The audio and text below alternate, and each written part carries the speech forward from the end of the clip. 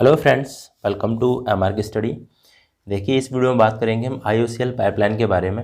यहाँ पे पंप से जो क्वेश्चन पूछे जाते हैं वो किस तरीके से पूछे जाते हैं, तो पंप के क्वेश्चन जो इंपॉर्टेंट क्वेश्चन लेके आया हूँ मैं। ठीक है, पंप के बारे में हम पढ़ेंगे यहाँ पे और पंप से इंपॉर्टेंट क्वेश्चन करने वाले हैं। ठीक है, सबसे पहले भाई वीडियो को ज़रूर लाइक करना। आप लाइक नहीं करते हो बिल्कुल भी, तभी मैं वीडियो नहीं बनाता हूँ ना। चैनल को सब्सक्राइब करवाते हो आप। आपको सोचना चाहिए कि मतलब इतना समय हो गया, 400 से ज़्यादा वीडियो पड़े हुए हैं, आप चैनल को बिल्कुल भी सब्सक्राइब नहीं करवाते हो। अगर सभी लोग अगर दो दो जगह भी शेयर कर दो तो थोड़ा चलता जाए। ठीक है, पर आप तो हेल्प करते नहीं हो बिल्कुल भी। तो आप सोचते हो कि सर वीडियो बनाइए, तो सर कैसे वीडियो बनाएंगे? आप सोच के देखो, अगर आप हेल्प नहीं कर रहे हो तो फिर और कोई कैसे हेल्प करेगा आपकी? ठीक है, थोड़ा समझने वाली बात है, आप देख लेना जो भी आपको लगे। ठीक है, चलिए तो यहाँ पे आप देखते हैं आगे। देखो, यहाँ पे फर्स्ट क्वेश्चन की हम बात करेंगे। फर्स्ट क्वेश्चन देखिए, why is multi staging in centrifugal pump use. मतलब ये कह रहा है कि हम क्यों मल्टी स्टेजिंग करते हैं सेंट्रीफ्यूगल पंप के अंदर। ठीक है, तो क्या आंसर इसका रहेगा? For high head flow rate, या फिर फॉर हाई हेड, या फिर फॉर हाई स्पीड, या फिर फॉर हाई इफिशियंसी। तो इसका करेक्ट आंसर हो जाएगा फॉर हाई हेड। ठीक है, बी आंसर इसका हो जाएगा फॉर हाई हेड। ठीक है, हाई हेड। अब जो हेड लिखा हुआ है इसका क्या मतलब होता है? ठीक है, ये भी हमें पता होना चाहिए। तो देखिए, हेड का मतलब क्या होता है, यहाँ पे देखिए मैं आपको बता दूं। देखिए पंप, यहाँ पे चीज़ समझना, ये मोटर है। ठीक है, ये वाली मोटर है। मोटर के बाद में ये आपको सेक्शन दिख रहा है, ये कपलिंग है।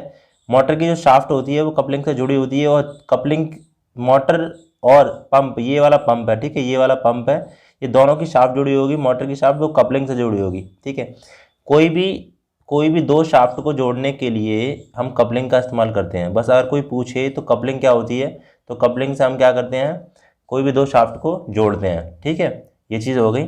अब यहाँ पे उसके बाद यहाँ पे क्या है, ये टैंक है जिसमें क्या है, कोई HSD भरा हुआ, हाई स्पीड डीजल या पेट्रोल डीजल जो भी कुछ होता है रिफाइनरी के अंदर, वो भरा है। यहाँ से मान लो एक वाल्व के थ्रू ये आता है, फिर पंप के थ्रू क्या करता है, मोटर की शाफ्ट, मोटर चलाती है शाफ्ट को। ठीक है, पंप की शाफ्ट को, और यहाँ पे सक्शन होता है इस जगह पे, जो कि आई के थ्रू होता है। इम्पेलर होता है इसके अंदर, आपको सभी को पता होना चाहिए।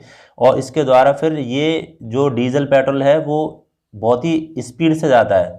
ठीक है, प्रेशराइज होता है। कुल मिला के जो भी टैंक से फ्लूइड है वो प्रेशराइज करता है ये पंप। ठीक है, तो इस तरीके से ये इतना ऊंचाई तक मान लो भर गया ये। ठीक है, ये ऊंचाई तक भर गया है। कितना ऊंचाई तक है? मान लो यहाँ से लेके यहाँ तक भर गया ये। तो जितनी ऊंचाई तक भरा जाता है उसको हम हेड बोलते हैं। अब इसका क्या मतलब हो गया, जैसे 50 मीटर हेड, कहीं लिखा होगा, कभी देख लेना टैंक के ऊपर, 50 मीटर हैज, 250 मीटर हेड। ठीक है, 25 मीटर हेड। तो इस तरीके से लिखा होता है। तो जितनी ऊंचाई तक भरा होता है उसको हम हेड बोलते हैं। ठीक है, ये चीज़ क्लियर हुई। अब आगे देखते हैं स्टेजिंग का मतलब क्या है, जैसे मल्टी स्टेजिंग का मतलब क्या था। ठीक है, तो यहाँ पे देखते हैं। देखिए, वहाँ पे क्वेश्चन में मल्टी स्टेज का मतलब आया था। देखिए, मल्टी स्टेज का मतलब देखो, एक सिंगल जो कोई, देखो ये होता है आपके सामने, ये तो सेंट्रीफ्यूगल पंप है, दिख रहा होगा। यहाँ से वाटर जाता है, और यहाँ से वाटर जाता है, और इस तरीके से यहाँ से निकलता है, वाटर हो या कोई फ्लूइड हो। ठीक है, इस तरीके से। अब इम्पेलर देख लीजिए आप, इसके अंदर ये सिंगल इम्पेलर लगा होगा। ठीक है, तो ये एक सिंगल स्टेज हो गया। ठीक है, अगर दो इम्पेलर वाला हो जाए, जैसे ये भी एक इम्पेलर ये गया, एक इम्पेलर ये गया, दो हो गए, एक दो। ठीक है, तो टू स्टेज इम्पेलर हो गया। उसके बाद देखिए, एक इम्पेलर, दो, तीन, चार, पाँच, छः, छः इम्पेलर हैं इसके अंदर, तो 6 स्टेज हो गया। ठीक है, तो मल्टी स्टेजिंग का मतलब हो गया मल्टीपल इम्पेलर। ठीक है, समझ में आ गया? मल्टी स्टेज का मतलब क्या हो गया, मल्टीपल इम्पेलर हम लगाएंगे। ठीक है, पंप के अंदर।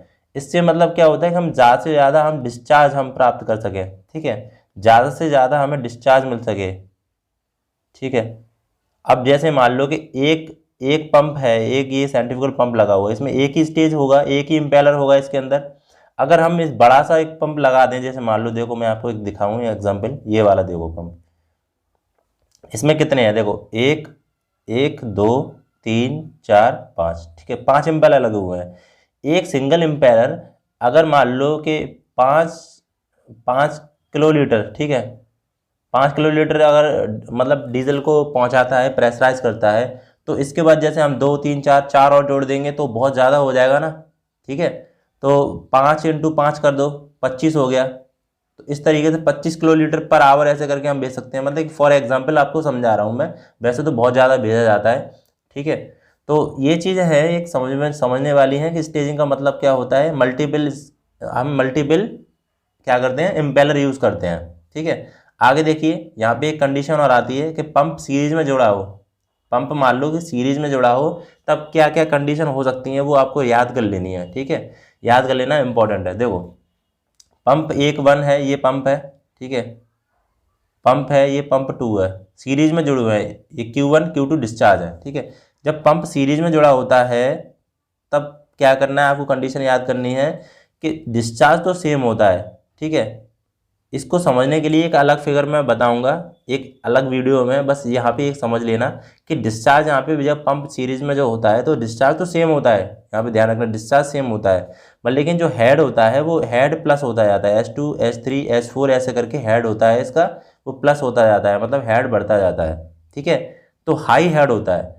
तो अगर आ जाए पंप इन सीरीज तो क्या होता है, इस तरीके से क्वेश्चन आता है तो याद रखना वहाँ पे discharge is same and high head, ठीक है। ये चीज़ हो गई यहाँ पे। इसके बाद देखिए पंप अगर पैरेलल में आप जुड़ा हो, देखो पंप पैरेलल में कैसे जुड़े होंगे, इस तरीके से पंप मान लो इस तरीके से यहाँ पे आया, एक पंप ये गया, ठीक है, और इस तरीके से ये यहाँ पे इधर निकलेगा, एक पंप इधर से, दूसरा पंप ये गया, और यहाँ से इस तरीके से। तो डिस्चार्ज यहाँ पे क्या है कि ये भी हेड होगा कोई, ये भी हेड होगा, ठीक है। तो हेड तो सेम होगा, हेड सेम होगा H1 H2 H3, ठीक है। और यहाँ पे क्या होगा कि इसका डिस्चार्ज Q और इसका डिस्चार्ज Q दोनों जुड़ जाएंगे, ठीक है। तो यहाँ पे एक सिंगल डिस्चार्ज निकलेगा, दोनों जुड़ के यहाँ पे एक डिस्चार्ज होगा इस जगह पे, ठीक है। तो हाई डिस्चार्ज हो जाएगा, मतलब Q1 Q2 Q3 इस तरीके से हो जाएगा। तो पंप पैरेलल में क्या होता है, ध्यान रखना, पंप जब पैरेलल में जुड़ा होता है तो हाई हेड सेम होता है, ठीक है, हेड सेम रखा जाएगा और हाई डिस्चार्ज होगा, ठीक है। हम डिस्चार्ज हाई प्राप्त कर सकते हैं। तो चीज़ें समझ में आ गई होगी आपको, ठीक है। अगर देखो चीज़ें समझ में आई तो वीडियो को लाइक ज़रूर करना, मेहनत लगती है, इसकी PDF भी मैं आपको दे दूंगा, ठीक है। और चैनल को भाई सब्सक्राइब सभी लोग कर लेना, ठीक है। अब देखिए आगे, अब देखिए काफ़ी इंपॉर्टेंट है, सारे क्वेश्चन इंपॉर्टेंट लेके आया हूँ मैं, ठीक है। In the centrifugal pump maximum efficiency is obtain when the blade are. तो किसी को रट गया होगा, ठीक है, अच्छी बात है कि सेंट्रीफ्यूगल पंप में जब मैक्सिमम इफिशियंसी हम प्राप्त करते हैं तो ब्लेड कैसा होना चाहिए। तो ब्लेड भाई कैसा होगा, बेंट बैकवर्ड, ठीक है। ए आंसर इसका हो जाएगा बेंट बैकवर्ड होगा, ठीक है। तो यहाँ पे ये समझने के लिए आपको देखो मैं समझा रहा हूँ, यहाँ पे देखो स्लाइड में देखिए भाई, यहाँ पे समझिए, मैं आपको ब्लेड बना रहा हूँ, ठीक है। बेंट बैकवर्ड ब्लेड होता है, उसको हम कैसे तरीके से हम डिफाइन करेंगे, थोड़ा सा देख लेना उसका मतलब क्या होता है। यहाँ पे हम ब्लेड बनाते हैं, ठीक है। यहाँ पे एक ब्लेड ये हो गया, एक ब्लेड ये हो गया, और एक ब्लेड ये हो गया। थोड़ा ब्लेड की डिज़ाइन है वो थोड़ा सही नहीं बने, ठीक है, कोई दिक्कत वाली बात नहीं है। यहाँ पे क्या है, देखिए यहाँ पे मान लो ये वाला जो ब्लेड है वो है, मैं यहाँ पे लिख दे रहा हूँ बैकवर्ड ब्लेड, ठीक है, बैकवर्ड ब्लेड, ठीक है। और ये हो गया रेडियल ब्लेड, रेडियल ब्लेड, और यहाँ पे फॉरवर्ड ब्लेड हो गया, फॉरवर्ड ब्लेड, ठीक है। अब यहाँ पे देखिए जो वाटर या फिर कोई फ्लूइड होगा बेंट बैकवर्ड में, बैकवर्ड ब्लेड ये गया तो इसके ये यहाँ पे होगा, ठीक है। ये वाटर जो होगा ये दिखा रहा हूँ मैं इस तरीके से, ये इसके पीछे होगा, ठीक है। अब यहाँ पे क्या है, जो एंगल जो बनता है वो मैं आपको बता दे रहा हूँ, ये एंगल बनता है फाई, ठीक है।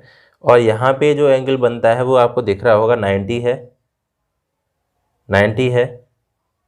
और इसके बाद ये एंगल यहाँ पे बनेगा, ये यहाँ पे फॉरवर्ड में क्या होगा, यहाँ पे वाटर ये होगा, ठीक है। मैं आपको वाटर की कंडीशन बता रहा हूँ। बैकवर्ड में क्या होगा, ये ऐसे करके पीछे की ओर होगा, ठीक है, इस तरीके से, इस तरीके से, जैसे मेरा हाथ है तो इस तरीके से होगा ये जो है ना ये इस तरीके से होगा। तो इसमें जो वाटर होगा वो ये होगा, ठीक है, ये वाटर है, तो ये ब्लेड इस तरीके से होगा। ये वाला जो है वो इस तरीके से होगा, यहाँ पे मान लो वाटर है तो 90 हो गया ये इस तरीके से, और जो एंगल होगा यहाँ पे, ये यहाँ पे फाई होगा और ये यहाँ पे 90 होगा, ठीक है। अब यहाँ पे देखिए इनके एंगल सबसे ज़्यादा इंपॉर्टेंट है, वो थोड़ा समझ लीजिए। बैकवर्ड में क्या होता है, ब्लेड वाटर को पीछे की ओर पुश करता है, ध्यान रख लेना। ब्लेड होगा वाटर को पीछे की ओर पुश करता है, ठीक है। ये फॉरवर्ड में आगे की ओर पुश करेगा, तो यहाँ पे जो फाई होगा, ठीक है, जो फाई होगा वो इज़ लेस देन, मतलब कम होगा 90 से, ठीक है। ये कंडीशन ध्यान रखना, फाई होगा वो 90 से कम होगा, और यहाँ पे जो फाई होगा वो 90 के बराबर आपको दिख रहा है, ठीक है, एंगल होगा। और ये वाला जो एंगल होगा वो फाई वो 90 से ज़्यादा होगा, ठीक है। तो ये इम्पोर्टेंट है। और यहाँ पे जो इफ़िशेंसी होती है ब्लेड की, वो ध्यान रख लेना। यहाँ पे इफ़िशेंसी जो होती है, इफ़िशेंसी अगर मैं बात करूँ यहाँ पे ब्लेड की, यहाँ पे बैकवर्ड ब्लेड की सबसे ज़्यादा होती है, ठीक है। उसके बाद रेडियल ब्लेड की फिर उससे कम, फिर उसके बाद सबसे कम होगी इफ़िशेंसी वो फॉरवर्ड ब्लेड की होगी। तो ये कंडीशन जो है वो आपको याद रखनी है, ठीक है, इम्पोर्टेंट है ये। अब इसके बाद मैं आपको एक कर्व बता दे रहा हूँ, बहुत ज़्यादा एक है, ठीक है, इससे रिलेटेड है।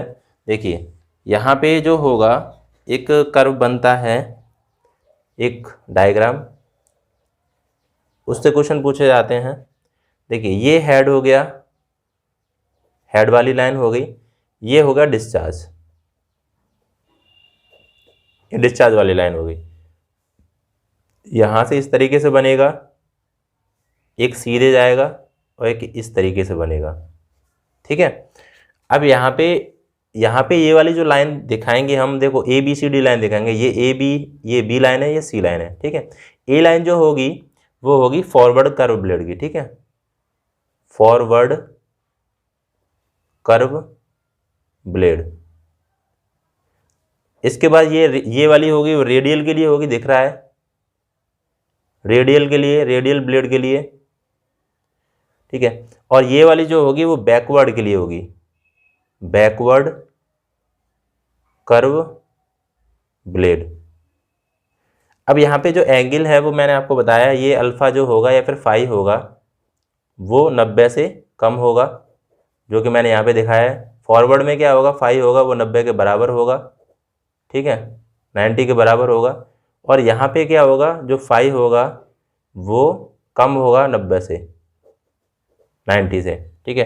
तो ये ध्यान रखना, ये लाइन है वो इस तरीके से पूछ ली जाती है, ये कौन सी ब्लेड के लिए यूज़ करी जाती है, ये फॉरवर्ड के लिए है, ये रेडियल के लिए, ये बैकवर्ड कर्व ब्लेड के लिए है, ठीक है। और हाई हेड और डिस्चार्ज में ये ग्राफ बनता है, ठीक है, इंपॉर्टेंट है भाई।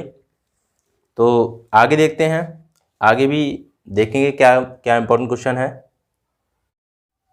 क्वेश्चन नंबर यहाँ पे 3 देखते हैं। क्वेश्चन नंबर 2 आपको समझ में आया होगा अच्छी तरीके से। If two pump having the same discharge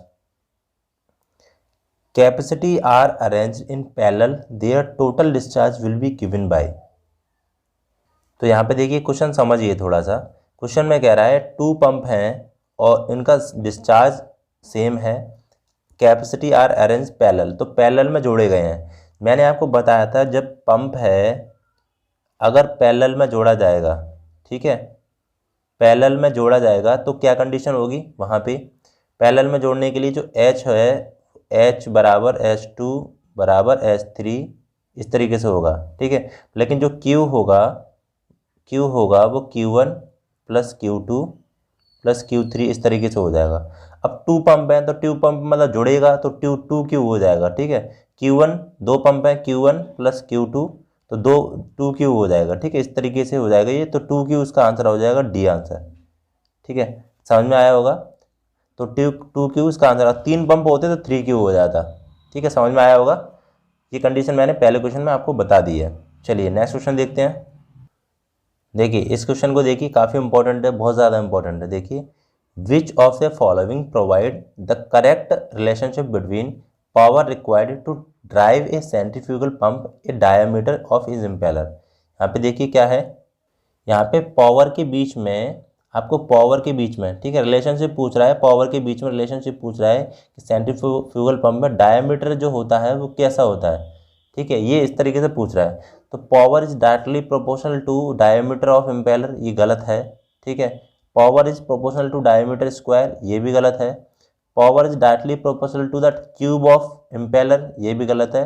तो नन ऑफ दिस इसका आंसर हो जाएगा, ठीक है, नन ऑफ दिस इसका आंसर हो जाएगा। अब मैं इसको देखो समझा दूं, यहाँ पे जो पावर जो होती है, देखो पावर जो होती है वो प्रोपोर्शनल किसके होती है, डायमीटर 5, डायमीटर की पावर 5 और एन की पावर 3 होती है, ठीक है, एन की पावर क्यू होती है, ठीक है। ये इक्वेशन आपको याद रखनी है। मैं 3 इक्वेशन आपको इंपॉर्टेंट बता रहा हूँ, देखो सुनो पहले।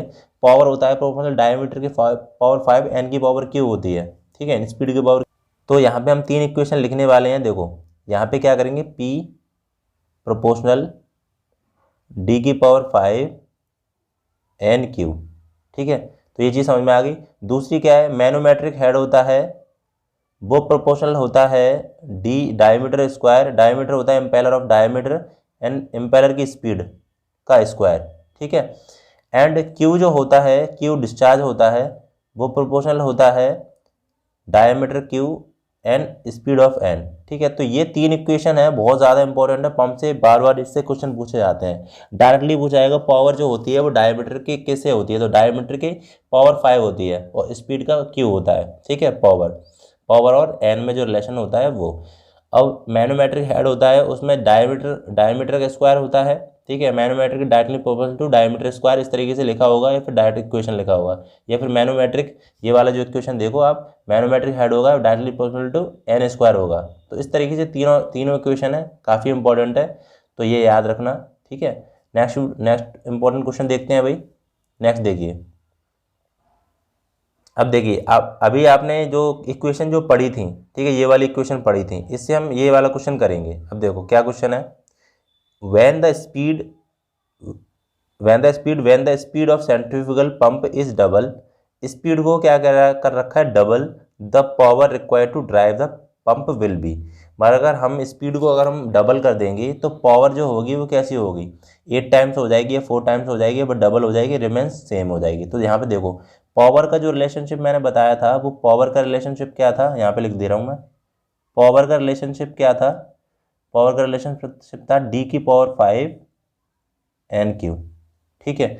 अब स्पीड को, तो पावर जो है वो स्पीड से कैसा है, देखो स्पीड तो दे रहा है ना, पावर और स्पीड दे रखा है, तो पावर जो है वो प्रोपोर्शनल के किसके है, एन क्यू के, ठीक है। और एन को कैसा कर रखा है बताइए, P प्रोपोर्शनल एन क्यू है ना, तो P प्रोपोर्शनल एन को कैसा कर रखा है, डबल, तो 2 हो जाएगा, ठीक है। और 2 की पावर क्यू करेंगे आप इस तरीके से, तो P प्रोपोर्शनल 2 का क्यू करेंगे तो 8, तो 8 टाइम्स हो जाएगी, ठीक है। पावर जो हो जाएगी वो 8 टाइम्स हो जाएगी, जो कि आंसर ए है। समझ में आया होगा, ठीक है। इस तरीके से सवाल निकालते हैं ये, इस तरीके से क्वेश्चन पूछे जाते हैं ये, ठीक है। तो ये रिलेशनशिप है वो मैंने आपको बता दी है, वो हमेशा कॉपी में लिख लेना, इंपॉर्टेंट रिलेशनशिप है वो, ठीक है। आगे देखते हैं, क्वेश्चन नंबर 6 देखेंगे। क्वेश्चन नंबर 6 देखिए क्या है, लो specific speed of pump impulse that it is. देखिए यहाँ पे क्वेश्चन जो है वो लो स्पेसिफिक स्पीड पूछ रहा है आपको, लो स्पेसिफिक स्पीड। तो स्पेसिफिक स्पीड ऑफ टरबाइन बहुत ज़्यादा क्वेश्चन पूछा जाता है, स्पेसिफिक स्पीड ऑफ पंप बहुत ज़्यादा क्वेश्चन पूछा जाता है। स्पेसिफिक स्पीड जो टरबाइन पंप की जो होती है वो क्या क्या होती है वो पूछा, तो लो स्पेसिफिक स्पीड वाले जो पंप होते हैं उसका आंसर हो जाएगा सेंट्रीफ्यूगल पंप, ठीक है। सेंट्रीफ्यूगल पंप हो जाएगा, जो कि लो स्पेसिफिक स्पीड के लिए यूज़ करे जाते हैं। अब देखो मैं यहाँ पे बता दूँ, देखो सुनो पहले ध्यान से देखना, रेडियल फ्लो, अगर रेडियल फ्लो हो रहा है आपका, ठीक है, रेडियल फ्लो, तो यहाँ पे रेडियल फ्लो के लिए लेंगे 10 to 80, ठीक है। रेडियल फ्लो के लिए जो स्पेसिफिक स्पीड होगी वो 10 to 80 लेंगे। मिक्स फ्लो के लिए लेंगे मिक्स फ्लो के लिए कितने लेंगे, 80 से लेके 160, ठीक है, 160 लेंगे। और एक्सियल फ्लो के लिए लेंगे, एक्सियल फ्लो इसके लिए लेंगे 160 से लेके 450, ठीक है, ये स्पीड होती हैं। तो हमेशा क्वेश्चन में पूछा जाता है कि रेडियल फ्लो के लिए कितना स्पीड लेंगे, तो 10 से लेके 80 लेंगे, मिक्स फ्लो के लिए लेंगे 80 से 160, और एक्सियल फ्लो के लिए लेंगे 160 से लेके 450। ठीक है, एक क्वेश्चन पूछा जाता है स्पेसिफिक स्पीड ऑफ पंप। तो पंप की स्पेसिफिक स्पीड होती है N root Q upon H की पावर 3/4। ठीक है, 3/4 होती है, ध्यान रखना, ये इंपॉर्टेंट क्वेश्चन है, जहाँ पे क्यू होता है डिस्चार्ज होता है, एन स्पीड होती है, और एच होता है मैनोमेट्रिक हेड। ठीक है, और टरबाइन की बात करूँ मैं स्पेसिफिक स्पीड की, तो एन रूट पी एच की पावर 5/4 होती है, ये जो है वो टरबाइन की है। ठीक है, एन रूट पी एच की पावर 5/4 ये स्पेसिफिक स्पीड ऑफ टरबाइन की है। ठीक है, तो याद रखना, इंपॉर्टेंट क्वेश्चन रहेगा ये आपके एग्जामिनेशन के लिए। चलिए आगे देखते हैं। देखिए यहाँ पे क्वेश्चन नंबर यहाँ पे देखेंगे 7, विच of the following is a perfect example of positive displacement pump. Positive displacement pump मतलब यहाँ पे कोई भी फ्रिक्शन ना हो कुल मिला के। ठीक है, तो पॉजिटिव डिस्प्लेसमेंट पंप जो हो गया वो क्या होगा, इसका करेक्ट आंसर यहाँ पे हो जाएगा रेसिप्रोकेटिंग पंप। ठीक है, रेसिप्रोकेटिंग पंप हो जाएगा, जो कि यहाँ पे है पॉजिटिव डिस्प्लेसमेंट पंप के अंतर्गत आता है ये। ठीक है, अब यहाँ पे हम पॉजिटिव डिस्प्लेसमेंट पंप देख लेते हैं क्या है। देखो पॉजिटिव डिस्प्लेसमेंट पंप में देखिए क्या है, कौन कौन से आते हैं, रेसिप्रोकेटिंग पंप आते हैं और रोटरी पंप आते हैं, दो तरीके के पंप आते हैं। और रेसिप्रोकेटिंग में भी कौन कौन से आते हैं, पिस्टन पंप हो गया, प्लंजर पंप हो गया और बकेट पंप हो गया। ठीक है, रोटरी पंप में देखिए गियर पंप हो गया, स्क्रू पंप हो गया और वैन पंप हो गया, जो कि बहुत ज़्यादा इंपॉर्टेंट है, रोटरी पंप बहुत ज़्यादा पूछा जाता है। गियर पंप हो गया, स्क्रू पंप हो गया, वैन पंप हो गया, इंपॉर्टेंट है। ठीक है, तो आगे देखते हैं क्वेश्चन नंबर यहाँ पे देखेंगे 8, जो कि मोस्ट इंपॉर्टेंट क्वेश्चन है। देखिए समझिए भाई इस क्वेश्चन को, cavitation is caused by, cavitation किसके कारण होता है, तो बहुत ज़्यादा कन्फ्यूजन होता है और क्वेश्चन में भी दे रखा होता है। हाई वेलोसिटी दे रखा होगा, ठीक है, हाई वेलोसिटी ओके, और लो बैरोमेट्रिक प्रेशर होगा, हाई प्रेशर होगा, लो वेपर प्रेशर होगा। देखो लो प्रेशर भी लिखा होता है, लो वेपर प्रेशर भी लिखा होता है, दोनों आंसर करेक्ट होते हैं। ठीक है, मैं लेकिन ध्यान रखना लो वेपर प्रेशर करेक्ट आंसर हो जाएगा इसका। ठीक है, D answer is the correct answer. Low vapour pressure के कारण होती है कैविटेशन। अब कैविटेशन होती क्या है, अभी देखो मैंने बहुत बार क्वेश्चन में बता दिया है, एक और बार हम इसको देख लेते हैं। ठीक है, कैविटेशन एक्चुअल में होता क्या है, चलो देखते हैं इसको। देखिए भाई यहाँ देखेंगे, यहाँ पे मैं एक आपको पंप बना के दिखा रहा हूँ, इस तरीके से बना दे रहा हूँ। ठीक है, ये इस तरीके से पाइप चला गया, इस तरीके से पाइप आ गया। ठीक है, अब यहाँ पे क्या है कि भाई यहाँ पे एक स्टेनर लगा होगा, स्टेनर का मतलब होता है एक जाली लगी होती है एक तरीके की। ठीक है, जो क्या करती है, कोई भी फ्लूइड होगा उसको छानेगी। यहाँ पे पानी भरा हुआ है या फिर कोई फ्लूइड भरा हुआ है, ठीक है, इस तरीके से, और ये उसके बाद ये इम्पेलर चलेगा। ठीक है, इम्पेलर चलेगा और फिर उसके बाद ये फ्लूइड इस तरीके से यहाँ पे ऊपर आएगा, सक्शन होगा, और यहाँ से इम्पेलर चलने के बाद ये ऊपर जाएगा। ठीक है, ये सक्शन हेड हो गया HS, और ये हो गया डिलीवरी हेड HD। ठीक है, इस तरीके से हो जाएगा। अब कैविटेशन क्या होता है, कैविटेशन को हम हिंदी में समझेंगे। देखो कैविटेशन एक ऐसा घटना है, इवेंट समझ लो, कि यहाँ पे क्या है कि ये आपके नीचे यहाँ पे ये है ना, पानी भरा हुआ है या फिर कोई फ्लूइड भरा हुआ है। यहाँ पे क्या है, एटमॉस्फेरिक प्रेशर होता है, उससे कम प्रेशर अगर हो जाता है तो यहाँ पे क्या होगा, ये फ्लूइड है, ये बबल्स फॉर्मेशन बनने लगते हैं। ठीक है, बबल्स फॉर्मेशन, ठीक है, इस तरीके से बबल्स फॉर्मेशन आपने देखे होंगे, पानी के बुलबुले। ठीक है, इस तरीके से बनने लगते हैं, तो अंदर जाते हैं ये। ठीक है, इसके अंदर सक्शन होता है तो अंदर जाते हैं, तो पाइप में भी टकराते हैं। अब इस तरीके से ये मान लो बबल्स बन गए, इस तरीके से अंदर पाइप में टकराएंगे, इसके अंदर भी जाएंगे, केसिंग के अंदर, यहाँ पे बबल्स इस तरीके से, तो ये क्या होंगे, फूटेंगे। ये बबल्स जब फूटते हैं तो क्या है, बहुत तेज़ी से फूटते हैं ये। ठीक, हाई इंटेंसिटी प्रेशर होता है इसके अंदर, बहुत तेज़ी से फूटेंगे ये। ठीक है, उसके बाद क्या है कि फटाक फटाक बहुत तेज़ी से आवाज़ होती है इनके अंदर ही, तो ये तेज़ी से फूटेंगे हाई इंटेंसिटी प्रेशर से। तो क्या होगा, ये जो सरफेस है, ये पाइप की जो सरफेस है, ये इसको क्या है, इसको लॉस होगा। ठीक है, यहाँ पे क्या होगा, ये ख़राब हो जाएगी एक तरीके की ये सरफेस। ठीक है, या फिर इसकी केसिंग है, फिर ब्लेड है इसके, ये ब्लेड होते हैं, ये ख़राब हो जाते हैं। ठीक है, देखना कैविटेशन के जो ब्लेड होते हैं, गूगल पे सर्च करना कैविटेशन और इमेज निकालना, तो वहाँ पे ब्लेड होंगे, वो ख़राब होंगे, पाइप की सरफेस वो ख़राब हो जाती है। तो इसी इवेंट को, इसी घटना को हम क्या बोलते हैं, कैविटेशन बोलते हैं। ठीक है, तो कैविटेशन से मतलब ये है कि ये पाइप की सरफेस को ख़राब करता है, बबल्स। तो ये जो होता है इसका कारण, मेन कारण क्या होता है, वो लो वेपर प्रेशर होता है। ठीक है, लो वेपर प्रेशर होता है, ध्यान रखना, इंपॉर्टेंट है, बहुत बार बता चुके हैं, इसको डिस्कस कर चुके हैं। ठीक है, आगे देखते हैं भाई।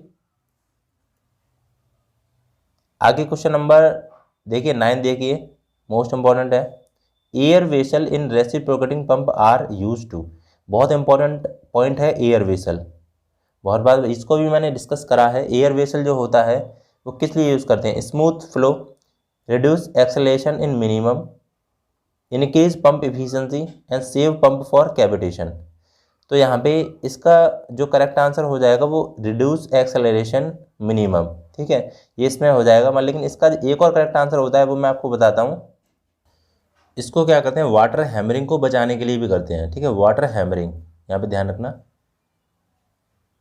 Water hammering.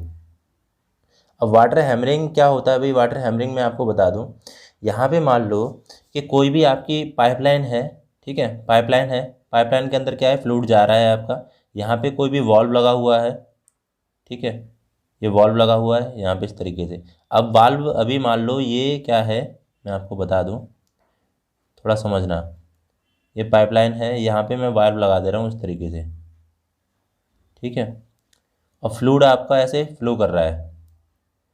अब क्या है कि अचानक से आपको ये वाल्व है वो बंद करना पड़े। ठीक है, फ्लूइड तो हो रहा है, फ्लो हो रहा है, अचानक से एकदम से बंद करना पड़े, तो क्या होगा, यहाँ पे जो प्रेशर होगा, यहाँ पे जो इंटेंसिटी ऑफ प्रेशर होगा वो एकदम से बहुत तेज़ी से हो जाएगा। ठीक है, तो ये इस तरीके से हो जाएगा, इस तरीके से। तो यहाँ पे क्या होगा, स्ट्राइक करेगा, बहुत तेज़ी से टकराएगा, ये वेव जो टकराएंगी, इसकी पानी की जो वेव है या फ्लूइड की वेव है वो पाइप से टकराएंगी, और फिर यहाँ पे क्या होगा, पाइप फटने की संभावना बन जाती है। तो पाइप फटने की संभावना होती है, उसको हम वाटर हैमरिंग बोलते हैं, वाटर हैमरिंग। ठीक है, वाटर हैमर बोलते हैं जो भी है। ठीक है, तो एयर वेसल यहाँ पे क्या करते हैं, यहाँ पे इस जगह पे हम एयर वेसल लगा देते हैं, फिर सर्च टैंक लगा देते हैं इस तरीके से, इस तरीके से। ठीक है, तो जो भी फ्लूइड होता है इसके अंदर पहुँच जाता है फिर। ठीक है, इसके अंदर चला जाता है, तो इससे क्या है कि यहाँ पे इंटेंसिटी ऑफ प्रेशर होगा वो यहाँ पे होंगी नहीं। ठीक है, ये चीज़ समझ में आ गई। आगे देखते हैं क्वेश्चन नंबर यहाँ पे 10 देखेंगे, काफ़ी इंपॉर्टेंट क्वेश्चन है, एक न्यूमेरिकल है। देखिए, in a double acting reciprocating pump if the area of piston 200 centimetre square and length of stroke is 15 centimetre and crank is rotating at 60 RPM, the neglecting the loss of a discharge pump. तो discharge आपको ज्ञात करना है pump का, जो कि reciprocating pump का है। तो अगर आप निकाल सकें, देखो क्या फॉर्मूला होता है, 2LAN/60। ठीक है, 2 रखो, L कितना हो जाएगा, स्टॉक लेंथ कितनी हो जाएगी आपकी, स्टॉक लेंथ आपको 15 सेंटीमीटर दे रखी है, L बराबर 15 दे रखा है। एरिया दे रखा है आपको कितना, 200। ठीक है, एरिया है वो 200 दे रखा है, और इसके बाद आपका N दे रखा है वो 60 दे रखा है। आप लगाएंगे आंसर तो आंसर निकालेंगे। ठीक है, इसको करते हैं भाई, इसको कैसे करेंगे। देखिए यहाँ पे हम देखें क्वेश्चन नंबर जो 10 था, L बराबर आपको दे रखा था, दिख नहीं रहा है, दिख रहा है अब, एक मिनट,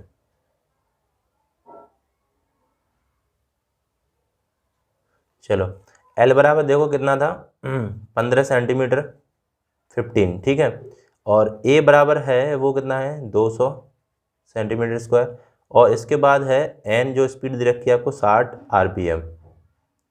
ठीक है, यहाँ पे एक फॉर्मूला लगता है, वो क्या है, वो फॉर्मूला है, यहाँ पे देखते हैं। देखो डबल एक्टिंग पंप है तो 2LAN/60 लगाएंगे, क्या लगाएंगे, 2LAN/60। ठीक है, और मीटर क्यूब पर सेकंड में होता है ये। तो यहाँ पे देखिए, यहाँ पे हम वैल्यू रखेंगे, यहाँ पे देखिए 2L कितना है 15 इंटू A कितना है 200, और यहाँ पे आगे 200 हो गया। ठीक है, N कितना हो गया 60/60। ठीक है, तो 60 से 60 देखो कैंसिल आउट कर देंगे आप, और 15 दूनी 30 इंटू 200, जो कि आंसर कितना हो जाएगा यहाँ पे 6000। ठीक है, 6000 करेक्ट आंसर हो जाएगा। चलिए, तो समझ में आया होगा ये आंसर, आप देख लेना। ठीक है, एक बार और कोई मिस्टेक हो रही हो तो बताना ज़रूर। वैसे मेरे ख्याल से अच्छा सही है ये, ठीक है। सही कर 2 ln/60 सिंगल एक्टिंग होता तो ln/60 लगाते, ठीक है। आगे देखते हैं भाई, आगे क्या क्वेश्चन है, आगे देखते हैं। देखिए क्वेश्चन नंबर 11 है, वो उसका करेक्ट आंसर आपको कमेंट बॉक्स में बताना है, ठीक है। सभी को बता के जाना है, जिन्होंने वीडियो देखा है सभी को इसका आंसर बताना है। Pitot tube use to measure, pitot tube जो होती है वो क्या मेजर करती है? Discharge the through a pipe, velocity of flow, velocity of airplane, aeroplane, both option B and C is correct, are correct जो भी है। तो बताना क्या करेक्ट आंसर हो जाएगा इसका, ठीक है। और वीडियो को भाई लाइक ज़रूर करना है, ठीक है, लाइक ज़रूर करना वीडियो को, और चैनल को सभी लोग सब्सक्राइब कर लेना। यहाँ पे देखिए हम जो नेक्स्ट वीडियो देखने वाले हैं वो हम मैकेनिकल सील से देखेंगे, ठीक है, मैकेनिकल सील से। तो पाइपलाइन के लिए बहुत इंपॉर्टेंट रहेंगे ये टॉपिक, ठीक है। मैकेनिकल सील से कुछ क्वेश्चन करेंगे इंपॉर्टेंट, जो बहुत ज़्यादा इंपॉर्टेंट रहेंगे, ठीक है। बस आपको क्या करना है, चैनल को भाई सभी लोग सब्सक्राइब करके जाएंगे।